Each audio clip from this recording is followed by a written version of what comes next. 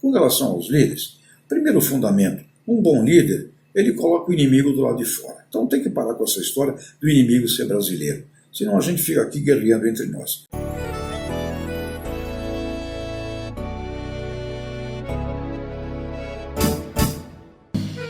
Acordo de manhã para prosear no mundo do campo, as notícias escutar. Vem com a gente em toda a região com o seu programa Paracatu Rural. Tem notícias, informação e o mais importante, sua participação. Programa Paracatu Rural. Programa Paracatu Rural. Agronegócio. O que eu tenho a ver com isso? Com José Luiz Tejon.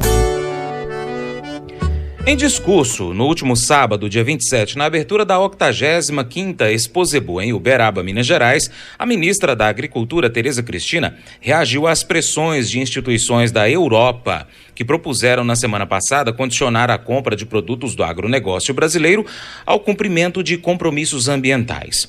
A ministra disse que a imagem do Brasil é muito mal vendida no exterior, pois o país tem o melhor código florestal do mundo. E o produtor brasileiro não é transgressor do meio ambiente, ao contrário do que afirmam na Europa. Disse ela, temos um código florestal que ninguém tem no mundo e mesmo assim somos atacados de maneira errônea, como se fosse o produtor brasileiro transgressor do meio ambiente.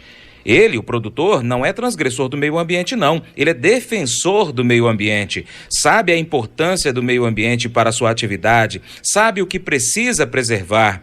Enquanto estiver no Ministério da Agricultura, serei defensora incansável dos produtores rurais no quesito meio ambiente, pois o que o mundo nos imputa não é verdade, disse a ministra. Ela lembrou também que o Código Florestal levou 10 anos para ficar pronto e ser aprovado pelo Congresso Nacional.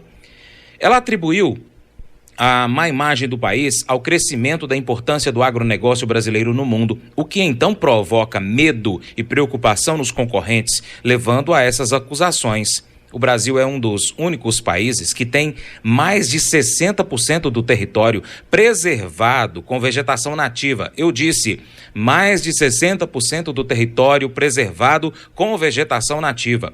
Por lei, todo proprietário rural precisa preservar uma parte do seu imóvel em percentual que varia entre 20% e 80% da área total, dependendo do bioma. Imagina se você tivesse que fazer aí na sua casa, preservar na sua casa aí de 20% até 80% com vegetação, árvores, né? Vegetação na sua propriedade aí na sua casa. Já imaginou isso? Pois é, o produtor rural faz isso. A ministra da Agricultura lembrou também que o presidente Jair Bolsonaro, a quem estava representando na cerimônia, desistiu da ideia inicial de unir o Ministério da Agricultura e do Meio Ambiente exatamente para que no exterior não fosse então imputado ao governo brasileiro, o que não é verdade. Ela falou, de maneira sábia, o presidente continuou com o Ministério do Meio Ambiente, mas trouxe o ministro Ricardo Salles, que não tem viés ideológico e quer fazer com que os produtores tenham segurança jurídica para continuar produzindo no Brasil. Em entrevista, Tereza Cristina disse que mais de 90% dos produtores rurais brasileiros já estão inscritos no Cadastro Ambiental Rural, o CAR, um dos instrumentos criados pelo Código Florestal Brasileiro. Agora, o Programa de Regularização Ambiental, PRA, precisa ser imediatamente implementado com as ações migratórias para quem teve, então, problemas com o Cadastro Ambiental Rural. O PRA compreende um conjunto de ações ou iniciativas a serem desenvolvidas por proprietários e poceiros rurais com o objetivo de adequar e promover a regularização ambiental com vistas ao cumprimento do disposto em lei. A inclusão do imóvel rural no CAR é medida obrigatória para que o produtor rural possa aderir ao PRA. O nosso colaborador, José Luiz Tejon, fala sobre um problema mundial, a liderança. Segundo ele, nossos líderes precisam definir o melhor para o Brasil e fazer um projeto para crescer no mínimo 4% ao ano. E isso somente será possível com uma política voltada ao agronegócio, porque o agro é que sustenta o Brasil. Olá, pessoal. Grande drama do planeta Terra hoje, lideranças, líderes. Agora, na Ucrânia, foi eleito um comediante, o senhor Zelensky, como presidente da Ucrânia, um país que vem de um regime severo da União Soviética. E já ao assumir, disse que vai perseguir os corruptos. Nós temos um problema imenso com relação à corrupção e com relação às lideranças no Brasil. Ex-presidente que se suicida, o nosso ex-presidente preso, e nada contra comediantes. Sou muito amigo do Jô, e ele tinha um personagem genial no passado, que imitava Delfim Neto, nosso grande ministro da Economia, e era muito inteligente, muito engraçado. Portanto, temos lá agora na Ucrânia o senhor Zelensky, um monte de damas no mundo, Donald Trump, e aqui no Brasil uma grande confusão com relação aos nossos líderes.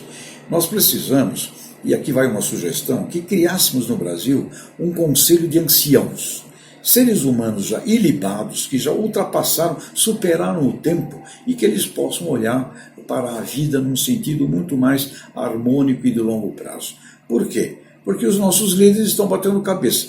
A gente precisa que o líder do executivo, o líder do legislativo e o líder do judiciário se reúnam para pelo menos meia dúzia de coisas fundamentais que têm que ser feitas para o Brasil. E que esses líderes convoquem urgentemente a liderança do empresariado brasileiro, as confederações nacionais empresariais, para que, reunidas, a gente faça um projeto que tem que objetivar crescer 4% ao ano, ao mínimo no Brasil. Se o PIB brasileiro não crescer 4%, o país inteiro vai chorar. E como é que faz para crescer 4% o Brasil nos próximos 4, 5, 6 anos? Óbvio, política de agronegócio, incluindo e envolvendo a agregação de valor à agroindústria. Sem uma política agroindustrial, agroempresarial, construção de valor, nós não vamos crescer o PIB do Brasil, porque o setor que sustenta o nosso Brasil é o agribusiness no antes, dentro e pós-porteiro das fazendas. Portanto, é necessário uma conjunção da nossa liderança para meia dúzia de coisas sagradas. E, com relação aos líderes, primeiro fundamento, um bom líder, ele coloca o inimigo do lado de fora. Então tem que parar com essa história do inimigo ser brasileiro. Senão a gente fica aqui guerreando entre nós. Segundo ponto de um líder, não confunde dissidente com inimigo. Inimigo é uma coisa, dissidente é outra. Não concorda com você, mas ele é muito interessante e muito útil. Por exemplo, parar com essa história da briga do general Mourão, né, com a turma bolsonarista, que isso é uma piada. E terceiro ponto, a maior dificuldade de um líder, fazer aquilo que tem que ser feito e não fazer aquilo que as pessoas querem. Um líder existe para fazer o que tem que ser feito com as pessoas. Portanto, grande desafio brasileiro, organização da liderança.